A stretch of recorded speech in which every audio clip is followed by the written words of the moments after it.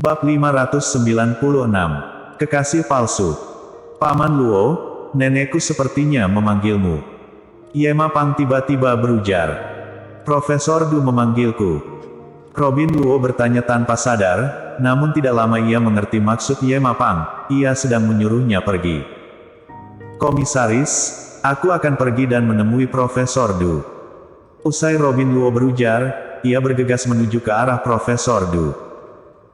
Jerry yang merasa sedikit konyol dan berujar, gadis kecil, hanya mengatakan satu permintaan masih harus menyuruh CEO Luo pergi. Ye Ma Pang melotot ke arah Jerry yang, lalu berujar dengan arogan, aku akan memberimu satu kesempatan untuk menjadi kekasihku, ini adalah permintaan aku. Hah?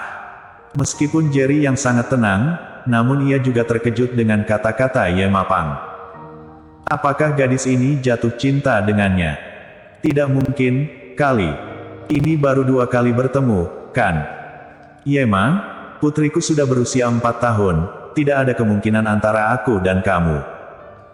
Jerry yang buru-buru berujar, lihat, bagaimana ganti permintaan lain. Wajah Ye Ma Pang penuh amarah, wajahnya bahkan sedikit merona merah. Ia terlihat sangat menggemaskan saat marah. Malam ini aku akan pergi ke pesta sahabatku, mereka semua punya kekasih, hanya aku lajang, jadi aku ingin kamu pura-pura menjadi kekasihku. Ye Ma Pang berujar dengan marah, kamu begitu jelek, ternyata masih ingin aku benar-benar menjadi kekasihmu.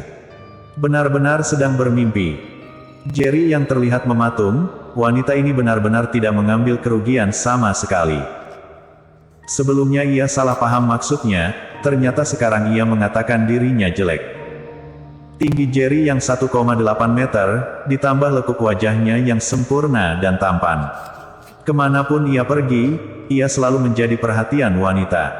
Ye Ma Pang ternyata mengatakan dirinya jelek. Meskipun kamu jelek, tapi jika merapikan diri, sepertinya bisa dibawa pergi untuk mengikut pesta, jadi aku terima dengan terpaksa. Siapa suruh kamu kalah dariku? Melihat wajah Jerry yang berubah menggelap, Ye Ma Pang merasa sangat senang. Baik, aku menyetujuimu, dan mohon Nona Pang bicara baik-baiklah, Jerry yang buru-buru berujar. Baru pada saat itulah ia tahu mengapa Robin Luo selalu gelisah ketika ada wanita ini, ternyata wanita ini adalah seorang penyihir kecil. Kalau begitu, ikut aku sekarang. Ye Ma Pang berujar dengan bangga. Pergi, kemana? Jerry yang bertanya bingung. Padahal kamu adalah komisaris grup Yan Chen, tapi lihatlah betapa lusuhnya pakaianmu. Kamu jelek, tapi kamu tidak boleh menyerah pada dirimu sendiri dan menyerah membersihkan diri, kan? Mulut Ye Ma Pang seperti senapan mesin, seperti merasa tidak enak badan jika tidak melukai Jerry Yang. Baik, Nona Pang bicara baik-baik, aku akan pergi bersamamu sekarang. Jerry yang buru-buru berujar. Takut jika dirinya terlambat menyetujui hal ini, wanita ini akan menyakiti dirinya lagi. Jerry yang setuju, Ye Ma Pang menjadi lebih bangga, bangganya seperti ayam jantan kecil, berjalan maju dengan kepala terangkat tinggi. Jerry yang justru seperti bawahan dan mengikuti di belakangnya. Mobilku, apakah perlu ganti yang lain? Berjalan ke Phaeton milik Jerry yang, tidak menunggu Ye Ma Pang berujar terlebih dahulu, Jerry yang sudah terlebih dahulu bertanya. Phaeton yang dijual lebih dari 2 juta kuai rem ini memiliki mesin W12, memiliki kecepatan maksimum 450 km per jam, dan torsi puncak 560 Nm. Dilengkapi dengan transmisi manual otomatis 5 kecepatan. Dapat berakselerasi 100 km dalam 6,1 detik dan memiliki kecepatan tertinggi 250 km per jam. Hanya orang sepertimu suka kemewahan yang sederhana. Ye Ma Pang berjalan ke mobil Jerry yang, tersenyum dan berujar, selain itu, sepertinya mobil ini dimodifikasi secara khusus, kaca mobil anti peluru, sasis mobil dapat dinaikkan dan diturunkan. Jika aku tidak menebak salah, mesin mobil pun dimodifikasi, kan? Aku tebak, hanya dengan biaya modifikasi mobil ini semuanya mencapai puluhan juta kuai rem, kan? Kali ini, Jerry yang benar-benar merasa kagum dengan wanita ini. Ia bahkan mengerti tentang mobil. Memang benar adalah wanita yang mendapat juara di acara Super Brain, benar-benar menyeramkan. Jerry yang tiba-tiba berpikir, apakah calon suami wanita ini akan merasa sangat tertekan. Mungkin saja saat calon suaminya keluar untuk makan dengan seorang teman wanita, wanita ini bisa melihatnya, dan yang lebih menakutkan lagi, ia bahkan bisa menebak siapa wanita itu. Tentu saja, ini hanya tebakan Jerry Yang. Tentang apakah ia bisa melakukan ini, tidak diketahui. Meskipun mobil ini jelek sepertimu, setidaknya keamanan mobil ini sangat tinggi. Ya sudah terpaksa aku akan menggunakan mobil ini saja. Yema Pang menghina Jerry Yang lagi, menarik tempat duduk di sebelah pengemudi dan duduk. Jerry yang hampir menutup diri, benar-benar tidak ingin mengatakan apapun, menyalakan mobil dan meninggalkan tempat. Setengah jam kemudian, mereka datang ke mall dengan toko mewah terbanyak di pusat kota. Namun tidak lama, Jerry yang menyadari dirinya dijebak lagi. Sebab wanita ini bukan membelikan baju untuknya, melainkan membelikan baju untuk dirinya sendiri. Yang ini, dan yang ini, aku ingin semuanya. Jerry yang seperti bawahan terus mengikuti di belakang Yema Pang. Setelah mengunjungi puluhan toko mewah berturut-turut, setelah dua orang keluar, kedua tangan Jerry yang sudah penuh dengan tas belanja. Nona Pang, pakaian yang kamu beli mungkin tidak akan habis dipakai selama 10 tahun ke depan. Sepertinya sudah boleh, kan?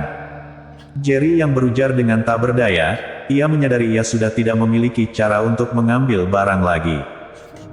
Yema Pang melotot ke arah Jerry Yang, mulai sekarang, panggil aku Yema. Jika malam ini ketahuan, aku tidak akan melepaskan dirimu. Baik, baik, baik. Yema, apakah sudah boleh pergi sekarang?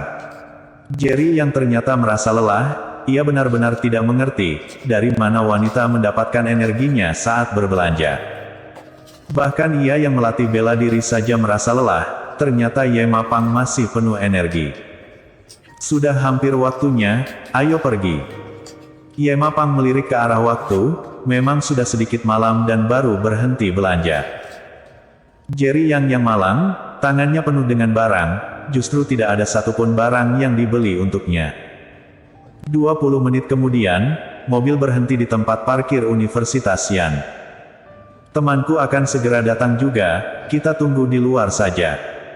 Setelah Yema Pang turun dari mobil, ia melihat ke arah gedung asrama di sisi timur tempat parkir sembari berujar. Yema Pang adalah mahasiswa tingkat akhir di Universitas Yan. Hari ini yang akan bertemu dengannya adalah 3 teman asrama lainnya, biasanya semua orang sibuk, hanya Yema Pang yang lanjut belajar gelar master, dan tidak terlalu sibuk. Yema. Pada saat ini, seorang gadis yang mengenakan jeans ketat muncul di belakang mereka.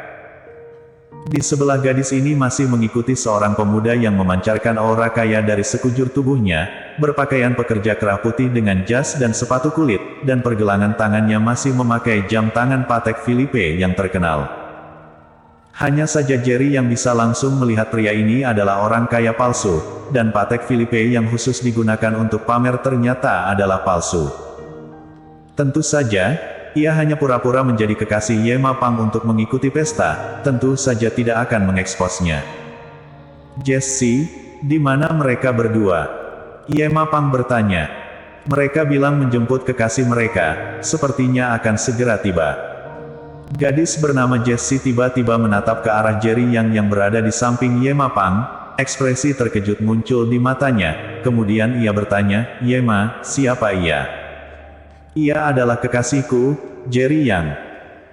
Yema Pang masuk ke dalam peran dengan cepat, merangkul lengan Jerry Yang dengan sangat alami, kemudian memperkenalkan Jerry Yang dan berujar, ia adalah teman sekamarku, Jess sini, dan di sampingnya adalah kekasihnya Yoshi. Halo. Jerry Yang tersenyum tipis, kemudian mengulurkan tangan terlebih dahulu, siap berjabat tangan dengan Yoshi. Hanya saja Yoshi tidak berjabat tangan dengan Jerry Yang, justru mengeluh kepada Jess sini, bukankah kamu mengatakan Yema tidak punya kekasih? Aku sudah berjanji dengan Tuan Muda Liang, sekarang harus bagaimana? Aku juga tidak tahu. Jessie memandang kesal ke arah Yema Pang dan berujar, "Yema, bukankah aku sudah memberitahumu Tuan Muda Liang juga akan datang malam ini?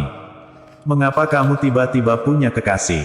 Kamu seperti ini, bukankah sedang membuatku kesulitan?" Bersambung.